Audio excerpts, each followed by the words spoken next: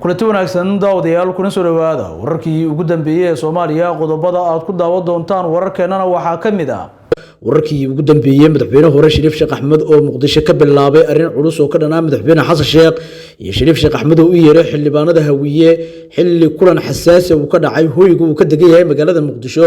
haddaba waxay la wadaagi doonaa talaabadan halista kuwa madaxweyne Xasan Sheekh uu qaaday madaxweynihii hore ee dalka Shariif Sheekh Axmed iyo abaabulka culus ee ka bilowday magaalada Muqdisho madaxweyne Xasan Sheekh Maxamuud oo wadnaha farta ku hayo barnaamijkeena ayaanu ku soo qaadi doonaa qodobada kale aan wadaagi doono wararkeena ku daawan doontaan waxa kamid noqon doono wararkii ugu dambeeyay kooxda shabaab oo soo hanjabtay ganacsatada iyo bangiyada dalka kadib tallaabo ay qaaday dowladda federaalka Soomaaliya haddaba waxaan idin soo gudbin doonaa afhayeenka kooxda Cali Dheere oo afka furtay sidoo kale tan hanjabaadii ugu cusub u diray ganacsatada wararkeena ayaa ku daawan doontaan سلامده waxaan idin soo gudbin doonaa hadal uu yiri ra'iisul wasaare Xamse Barre oo kala shaki xoogan ka dhaxbuuray gudaha Soomaaliland haddaba muxuu yahay hadalkan ka soo yiri ra'iisul wasaaraha dalka dabadaas iyo kuwa kale ayaa ku daawan doontaan wararkeena saateynteenu gudagelin dhamaantiinba waxaan idin ka codsanaynaa inaad nagala qayb qaadataan faafinta wararkan idinkoo muuqaalka like saarayo sidoo kale tan haddii aad tahay saaxiib nagu cusub waxaanu ka codsanaynaa inaad subscribe saarato barteena YouTube-ka oo aad rukumato wararka aanu halkan ku soo baahino وهجاج أنكو باللونه مدحوني هوري سوماليا شريف شيخ أحمد أو يريح البنات هوية مدحوني هوري سوماليا مدن شريف شيخ أحمد يا هو يجو كده جاي هاي مجالات المقدسة وحوي يري لما نحل البنات بيش هوية يكون جرب برلمان كدلك يدعو أرن حساسية وقبل لابي مجالات المقدسة مدحوني شريف شيخ أحمد يا باللابي تلابع علوس أو كرنا مدحونها جمهورية الفدرال كسوماليا مدن حسن شيخ محمود يا أباب الكي وعسلا أرنتاس أو سيدو كلود نغبت كون غطي مدحونها سوماليا مدن حسن شيخ محمود sida ay ku waramayaan wararka aynu ku helino hoyga magaalada Muqdisho uu ka degan yahay madaxweynihii hore ee Soomaaliya mudane Shariif Sheekh Axmed waxa xalay ka dhacay kulan xasaasi ah oo albaabadu u xiran yihiin isla markaasina uu soo abaabulay madaxweyne Shariif kulankan ayaa waxa isugu yimaaday xildhibaanada ugu caansan ee beesha Hawiye kulankan oo looga hadlayay xaaladda guud ee dalka iyo dhibaatada haysata shacabka iyo ganacsatada Soomaaliyeed ee ku nool magaalada caasimadda Muqdisho ayaa waxa shir gudoomiyay madaxweynihii hore ee Soomaaliya Shariif Sheekh Axmed sidaynu xogaha ku helnay xildhibaanadan ayaa si gaar ah isku dul taagay talaabooyinkii ugu dambeeyay dowladda federaalka Soomaaliya ee qaaday gaar ahaan talaabooyinka canshuuraha dhiiriga ay ku soo rogtay dowladda oo ay aaminsan yihiin in dadka caasimadda inta badan laga qaadi doono canshuurtaasi maadaama dhan walba dadka caasimaddu ay ka dhiban yihiin haddii ay noqon lahayd dhinaca amniga iyo sidoo kale canshuuro aan marka hore magacba lahayn laga qaadi jiray taasi oo u dheertahay midii ay dowladdu ka qaadi jirtay oo sharciga ahayd sidoo kale xildhibaanadan ayaa kulankooda waxay ku soo hadal qaadeen sidaynu xogaha ku helnay dhibaatooyinka kooxda shabaab uga imaanaya ganacsatada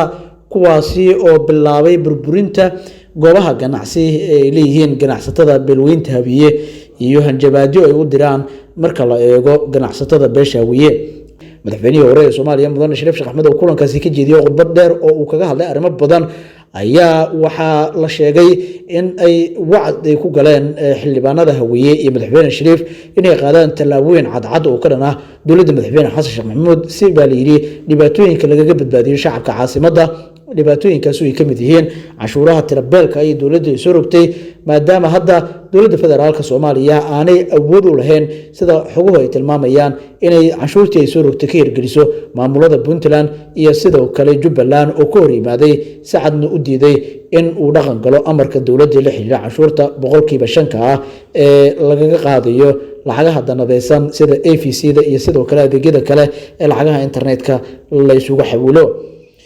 macluumaadka ayaa waxay warinayaan in dowladdu ay sidoo kale xildhibaanadan ay ku cadaadin doonaan in laga noqdo go'aanka canshuurta 5% ah sida xoguhu ay tilmaamayaan iyaga oo xildhibaanadan xaadirka ah kulanka madaxweyne Shariif uu gudoomiyay kala hore baarlamaanka Soomaaliya hortiisa ay kaga dhigayaan in dadka caasimadda aysan qaadan karin talaabooyinka dowladda federaalka Soomaaliya ay qaadayso oo ay culayska xoog leh ay ku saarayso sidoo kale kulanka waxa la xaqiijiyay in lagu soo qaaday arrimaha siyaasadda gaar ahaan doorashooyinka iyo sida beesha Hawiye ay ka yeeli doonto haddii madaxweyne Xasan Sheekh isku dayo inuu muddo kordhin uu sameeyo madaxweyne Shariif Sheekh Axmed ayaa arintaasi xusay inta kulanka lagu guda jiray sidii wariyeen ila wareeda wargala tallaabadan uu qaaday madaxweynihii hore ee Soomaaliya Shariif Sheekh Axmed ayaa waxaa la tilmaamay in si weyn ay kaga walwalsan tahay fiilada Soomaaliya iyadoo madaxweyne Xasan Sheekh Maxamuudna uu wadnaha farta ku hayo maadaama madaxweynihii hore ee Soomaaliya Shariif Sheekh Axmed uu kala wareegay dhammaan xildhibaanada beesha Hawiye oo ay ku jiraan xitaa kuwa ku xisbi ah madaxweynaha dalka mudane Xasan Sheekh Maxamuud xildhibaanada Hawiye ayaana si isku mid ah madaxweyne Shariif Sheekh Axmed ugu la saftay waxaana tallaabadan ay noqonaysaa tallaabo mar kale ee dhabar jab xoogan ku noqonaysa dowladda federaalka ee Soomaaliya gaar ahaan madaxweyne Xasan Sheekh Maxamuud arrinta qodobkaasi ku aadan hoos ayaa nagu reeb kartaa kooxda shabaab waxay soo saareen awaamiir culus oo ku socota ganacsatada iyo dadka shacabka ah war culus oo ka soo baxay kooxda shabaab ayaa waxay kaga hadashay go'aamo dowladda federaalka Soomaaliya ee soo rogtay afhayeenka guud ee kooxda argagixisada ee Cali Maxamuud Raage Cali Dheere oo muuqaal iska soo duubay ayaa markii ugu horeysay wuxuu si adag kaga hadlay canshuurta iibka oo ay dhawaan dowladda federaalka Soomaaliya ee soo rogtay Sheekh Cali Dheere oo degniin culus soo saaray ayaa markii hore arintan ku tilmaamay dhac loo geysanaya hantida shacabka waxaana uu sheegay in canshuurtani ay bilow u tahay sida uu Cali Dheere uu sheegay si loo baneysto hantida ummadda Soomaaliyeed sida uu yiri afhayeenka kooxda argagixisada ee Cali Maxamuud Raage Cali Dheere sidoo kale waxa uu digay ganacsatada iyo bangiyada dalka isku dayay inay fuliyaan qaadista canshuurtaasi waxaana uu shacabku ugu baaqay in hantidoodu ay kala baxaan muddo isbuuc ah oo maanta ka bilaabanayso sida uu sheegay Cali Maxamuud Raage Cali Dheere taasi oo lagu macneeyay inay tahay fariin hanjabaad oo ka timaada kooxda isla markaasina sida ay ku fasireen khubarada dhinaca amniga kooxdu ay doonaysay inay bartilmaameedsan doonto bangiyadaasi degniintan ayaa ku soo aadaysa saacado kadib markii al-shabaab ay qaraxyo ku burburiyeen goobo ganacsi oo ku yaalay suuqa ceelasha biyaha ee dowladka magaalada Muqdisho waxaana la sheegay sababtay u beegsadeen goobahaasi inay ahayd sabab la xidhiidha kaamirooyinka wax duuba ee CCTV-da oo halkaasi lagu xidhay arrinta qodobkaasi ku aadana hoos ayaa nagu reeb kartaa daawade warbixinada kale barnaamijkeena ku jira hadaan fiirino hadal uu sheegay ra'iisul wasaaraha Soomaaliya ayaa kala shaki xoogan ka abuuray gudaha Somaliland ra'iisul wasaaraha xukuumadda federaalka ee Soomaaliya mudane Xamza Cabdi Barre ayaa maalmo ka hor kulan su'aalo lagu weydiinayay waxa uu ka sheegay in haddii isbedel uu ka dhaco Somaliland ay si fiican markaasi iskula jaan qaadi doonaan dowladda federaalka Soomaaliya waxaan hadalkiisa uu sii raaciyay intaasi ay ka shaqeyn doonaan isagu yiri haddii ay doorasho ka dhacdo Somaliland oo ay madax cusub timaado waxaanu rajaynaynaa inaanu isla jaan qaadi doono oo ay Soomaali oo mid ah oo walaalo ah la heli doono ayuu yiri ra'iisul wasaaraha dalka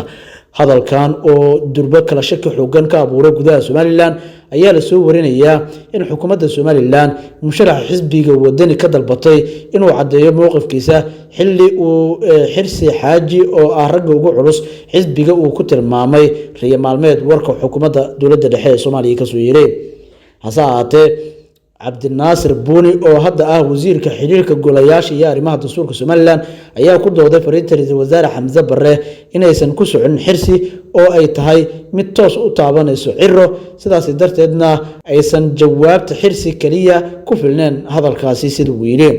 xisbiga wadani ayaa ah kan ugu tunka weyn ee mucaaradka iyada oo loo tiriyo haddii uu isbedel ka dhaco Somaliland inuu la wareegi doono xukunka xilli xukuumadda Muuse Bixi uu hogaamiyay wajahayso eedeymihii ugu badnaa iyo kuwii ugu adkaa oo markaasi la xiriira